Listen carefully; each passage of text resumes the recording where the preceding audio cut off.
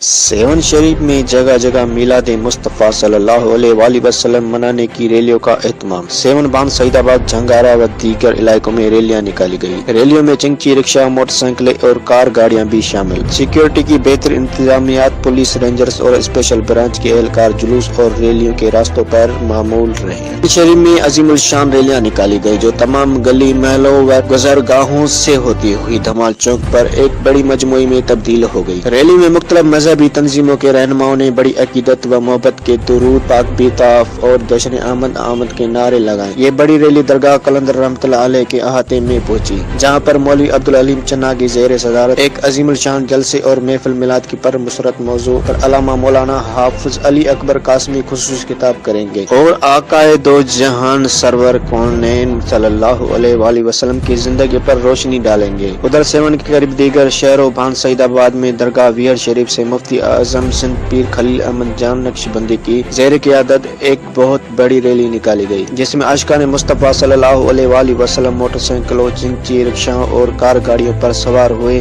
جو ریلی درگاہ سے طالب شاہ پر اختتام پذیر ہوئی۔ ادھر جھنگارا شہر میں میلاد المصطفیٰ صلی اللہ علیہ وآلہ وسلم کے شان میں ایک عظیم الشان جلسے کا اہتمام ہوا، جہاں پر جلسے سے نعت شریف، حمد باری تعالیٰ اور تقاریر کی گئی۔ تقاریر کے لیے خصوصی خطاب علامہ محمد عالم جت نعیمی نے کیا۔ ادھر تحصیل سیون کے احساس قرار دیا گیا ہے، جس کی وجہ سے جگہ جگہ پولیس اور رینجرز کی بھاری نفری نے اپنی ڈیوٹیاں سر انجام دی، جبکہ سرکاری اسپتال کی ایمبولینس بھی ریلوے کے ساتھ موجود رہی ہیں اور پورے سیون شہر میں یا رسول اللہ صلی اللہ علیہ وآلہ وسلم کی صدائیں بلند کی جا رہی ہے۔ کیمرہ مین ٹیم کے ساتھ علی بخش سولنگی، راز نیوز، سیون شریف۔